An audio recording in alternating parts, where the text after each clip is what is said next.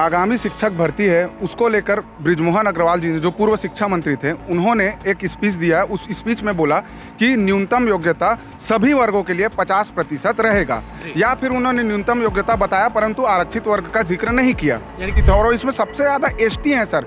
और मेरी तो विष्णुदेव साय सरकार से खास गुहार कि सर आप उस आरक्षित वर्ग से आते हैं, आप कम से कम इसका तो ख्याल रखिए। कम से कम प्रदेश के 40 से 50 हज़ार अभ्यर्थी जो भाग लेने वाले हैं वो भाग नहीं ले पाएंगे सर। और हम सरकार से गुहार लगाते हैं कि छत्तीसगढ़ सरकार आरक्षित वर्ग को 5% छूट देने की महान कृपा करें। छत्तीसगढ़ की नई सरकार, भाजपा सरकार आ गई है, विष्णुदेव साय की सरकार है। और विष्णुदेव साय सरकार से लोगों की उम्मीदें हैं।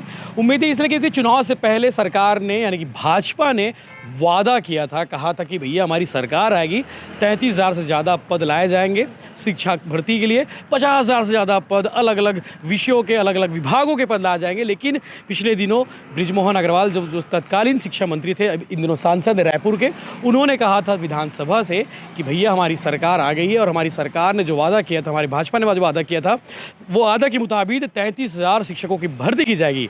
लेकिन अभी भी उस 33,000 शिक्षकों की भर्ती को लेकर आशंका के बादल छाए हुए हैं। लेकिन क्लियर कल कर दिया है हमारे 2 डिप्टी सीएम ने। जब उनसे मैंने पूछा कि भैया 33,000 पदों का क्या होने वाला है, डिप्टी सीएम अरुण साव ने भी कहा कि बहुत जल्द भर्ती होने वाली है। इसके अलावा जो है हमने डिप्टी सीएम विजय शर्मा से भी पूछा था कल दुर्ग में, तो उन्होंने कहा था कि भैया भर्ती बहुत जल्दी होगी, जो वादा हमने किया है वो वादा करेंगे। लेकिन भर्ती से पहले एक आशंका, एक चिंता वाली बात यह है कि जो 12वीं पास होते हैं, 12वीं में जो अनिवार्य जो योग्यता होती है स्नातक में शिक्षक भर्ती के लिए, यानी कि पिछली भर्ती में जो हुआ था 45% के आधार पर, यानी कि जिनके 45% है उनको भर्ती में शामिल होने की योग्यता थी।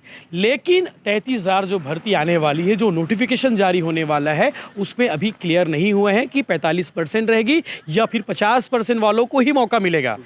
यानी कि आपके मान सकते हैं कि आपके 12वीं पास, यानी कि ग्रेजुएशन में आपके 50% है तब आप पार्टिसिपेट कर पाएंगे, या 45% है तो वो पार्टिसिपेट कर पाएंगे। ये बहुत सारे सवाल है क्योंकि सरकार की ओर से अभी क्लियर नहीं किया गया है, नोटिफिकेशन आने का इंतज़ार है। इसी बीच चिंता और फिक्र है। और हमारे साथ मौजूद है जो युवा, जो इस विषय को लेकर बृजमोहन अग्रवाल जी से भी मुलाकात किए थे पिछले दिनों, सरकार से भी मुलाकात कर रहे हैं। और इनकी डिमांड है कि भैया शिक्षक भर्ती नोटिफिकेशन जारी करने से पहले या फिर नोटिफिकेशन में क्लियर कर दिया जाए, ओबीसी ST SC वालों का जो आरक्षण, वो जो नियम है 45% होना चाहिए ग्रेजुएशन का, या फिर 50% होना चाहिए ग्रेजुएशन का, वो क्लियर कर दे।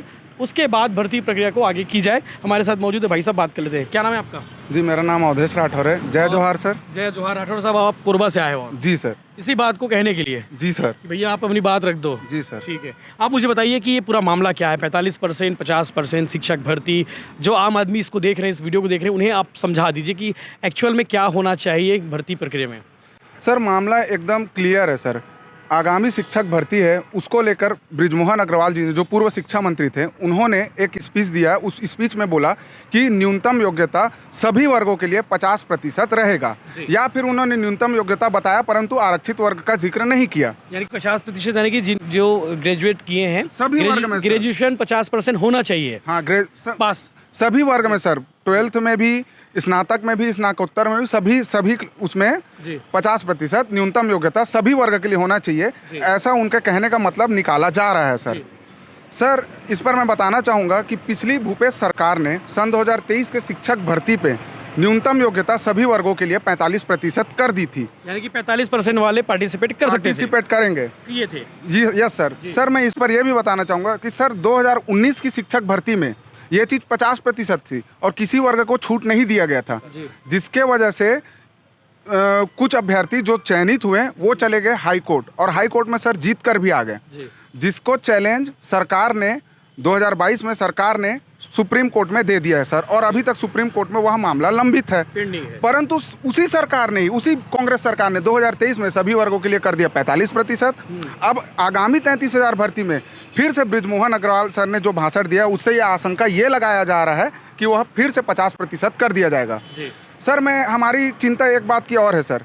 सर आप B.Ed का कोर्स करने के लिए 45% अंक बोलते हैं आरक्षित वर्ग को 12th में, D.Ed करने के लिए 45% बोलते हैं सर 12th में, टेट का एग्ज़ाम देने के लिए आप 45% बोलते हैं सर 12th में।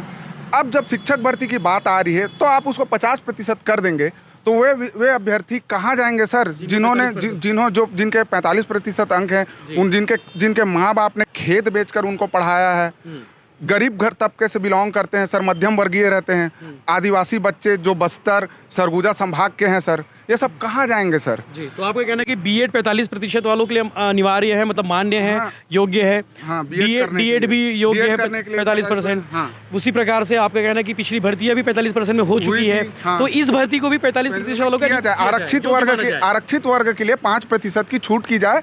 भले ही न्यूनतम योग्यता जनरल वर्ग के लिए 50% किया जा रहा है, परंतु इसमें आरक्षित वर्ग को 5% की छूट दी जाए।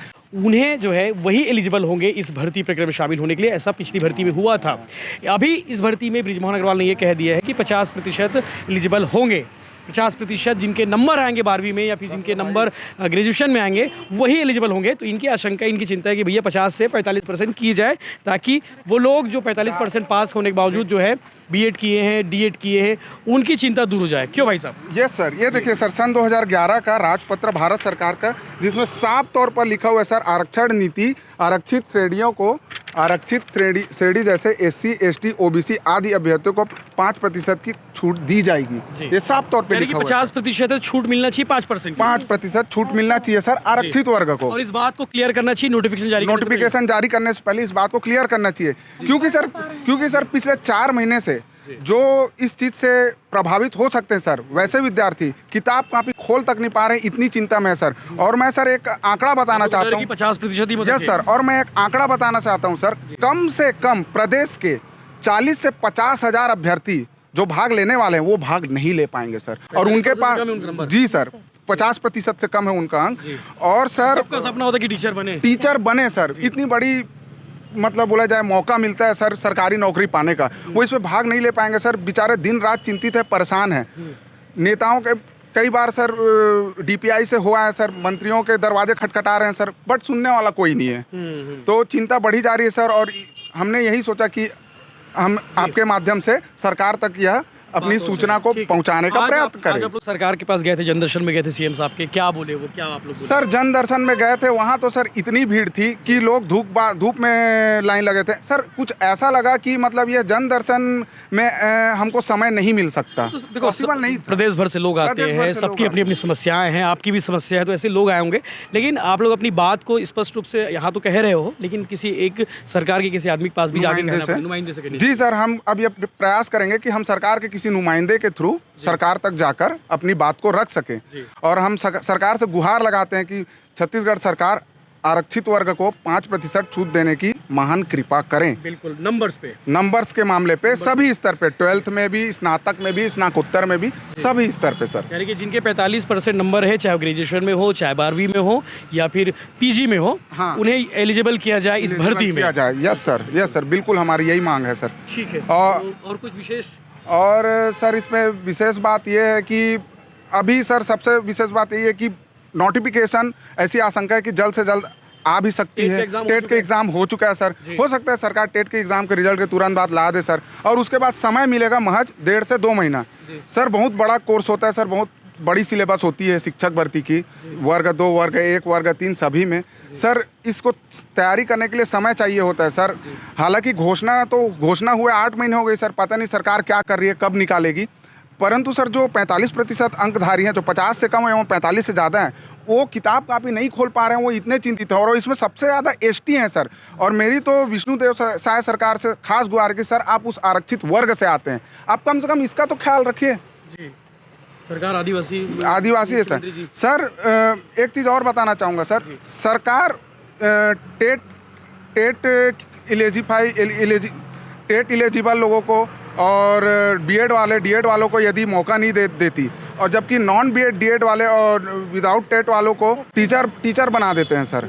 मतलब कभी संविदा के थ्रू या कभी किसी अदर वे में टीचिंग का जॉब दे देते हैं सर, तब तो वो तो उनकी एलिजिबिलिटी डिसाइड नहीं होती सर। और यहाँ सर बीएड, टेट निकाल के बैठे हैं उनको आप बोलेंगे कि आपका 50% कम है सर, जबकि भारत सरकार अपने राजपत्र में बोल रही है कि आपको 5% का छूट देना ही पड़ेगा आपको लग रहा सर। है कि ऐसा 45% नहीं देगी इस सरकार? हाँ सर, उन्होंने खुद अपने स्पीच में बोल दिया सर, दैनिक समाचार पत्रों में आया है सर फ्रंट पेज में कि 50% ही मिनिमम योग्यता हो। ओबीसी एसटी की बात नहीं की है, एसटी की बात जी नहीं सर, ये बात है कि उन्होंने ये मतलब इसकी बात नहीं की, जिसके वजह से हम सभी आशंकित हैं की। सर। सरकार को क्लियर करना चाहिए, क्लियर करना चाहिए जितनी ओबीसी जल्द हो एसटी सके। एससी ओबीसी वालों को 45% है और बाकी जनरल को 50% सर, बिल्कुल सर, ये बात तो क्लियर करना चाहिए जितनी जल्द हो सके, ताकि हम लोग शांति से सुकून से पढ़ाई कर सके सर। बहुत ज़्यादा मानसिक बोला जाए कि मानसिक पीड़ा है सर हमको। बिल्कुल। तो लाखों छात्रों का भविष्य है, लाखों अभ्यर्थियों का भविष्य है।